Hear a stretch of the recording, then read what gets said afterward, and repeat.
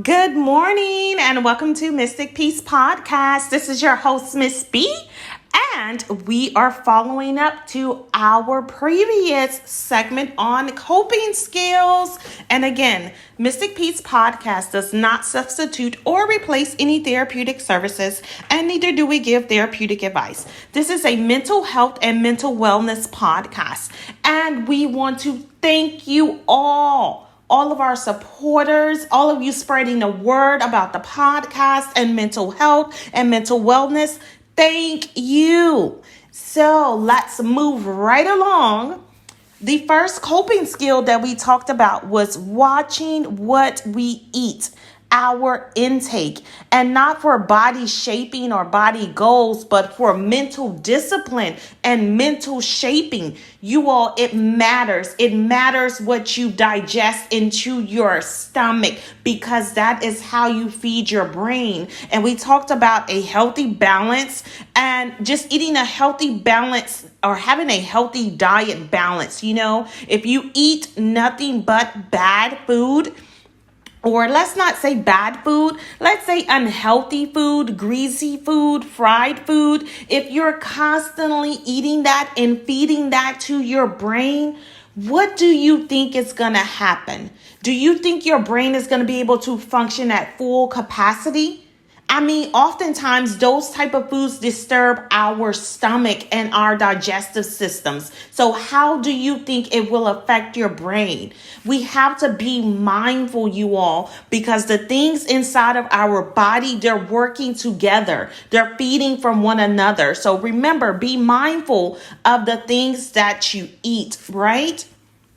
The second coping mechanism that I personally use, and this is to reduce stress, anxiety, and also manage depression or depressed feelings, you all. It is exercising. Exercising is extremely important. And I know a lot of us think we do these things for body shaping and again, body goals, but it's deeper than that, you all. It is deeper than that. And your mind is worth so much more. Your brain needs the exercise, the cardio. I believe that thoughts are a form of energy, and it is extremely important to burn energy because that is how we burn calories, okay? Exercising is important. Even if it's just walking 15 minutes twice a day. 15 minutes twice a day. See how I broke it up? Because sometimes we say at least 30 minutes a day or an hour a day. But if you break it up into increments, if you're a person that's not used to exercising, maybe 15-minute increments will work for you. And eventually you'll build repetition and resistance and a desire to want to go further. Okay, so don't be so hard on yourself if you can't do the full 30 minutes or the full hour. Break it down. Work at your own pace. Exercise, you all. That is extremely important.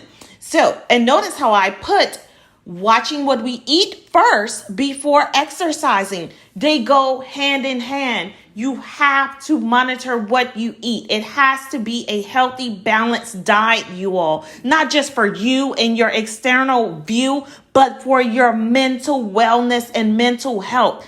Exercising, important. Okay, another one. Okay, so when I'm at work or in a stressful situation in which I'm not hungry and I can't exercise at that moment, when I am stressed, I have a little small thing of bubbles, just like the regular bubbles. You go outside and you blow them in a nice, pretty sunshine. I blow bubbles. And you all, before you judge, try it, okay? And you will thank me later. It is a stress reliever. How can you yell after you sat there and you've blown bubbles? It puts you in a place of serenity, peace, and it surpasses all understanding because a lot of times we always want that understanding, that instant understanding, like instant gratification, but we want instant understanding in the moment. It doesn't always come within the moment, and it doesn't always come when we want it to. So to reduce that stress and anxiety, blow bubbles. Blow bubbles. Oh, you hear the birds? See? It's working already. Okay. So we're watching what we're eating, we're exercising, and during immediate stressful times like at work, and that boss just keeps, coming down on you, or you just can't do anything right, or you're just feeling so overwhelmed.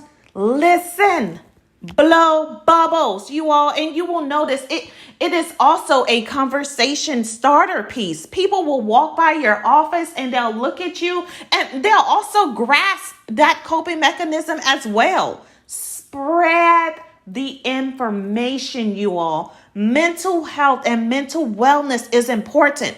Okay, another coping mechanism that I use.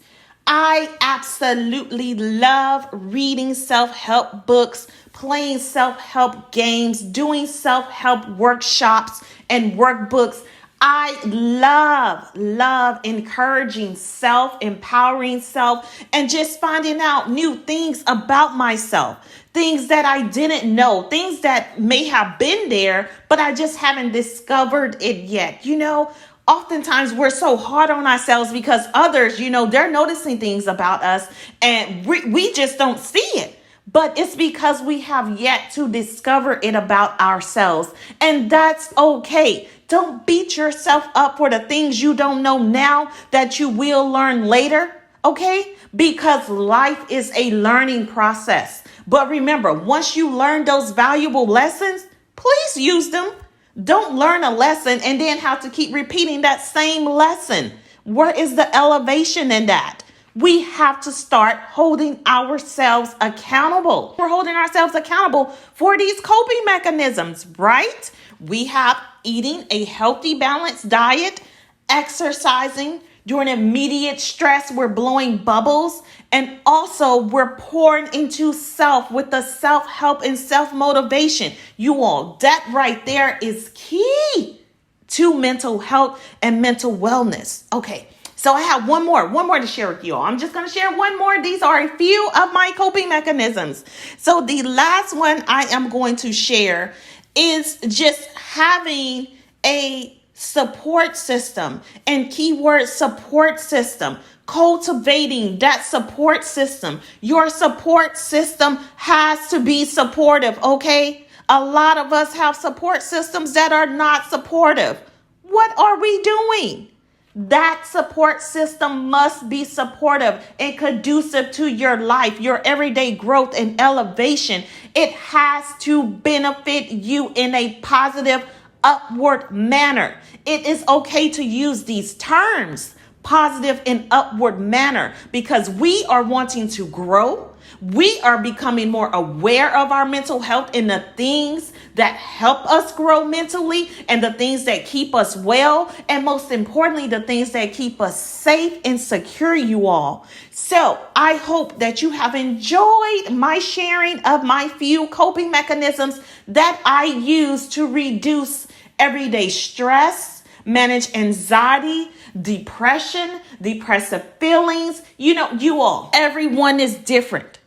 Everyone is different. My coping mechanisms may be different from your own, but it is time to start implementing healthy coping mechanisms. We can no longer continue to implement unhealthy coping mechanisms. And if you are unsure about what unhealthy coping mechanisms are, you should definitely tune in to our next segment on unhealthy coping mechanisms, because I'm telling you all, if you have any of these unhealthy coping mechanisms, it may be a clear warning sign that your mental health and peace is at risk.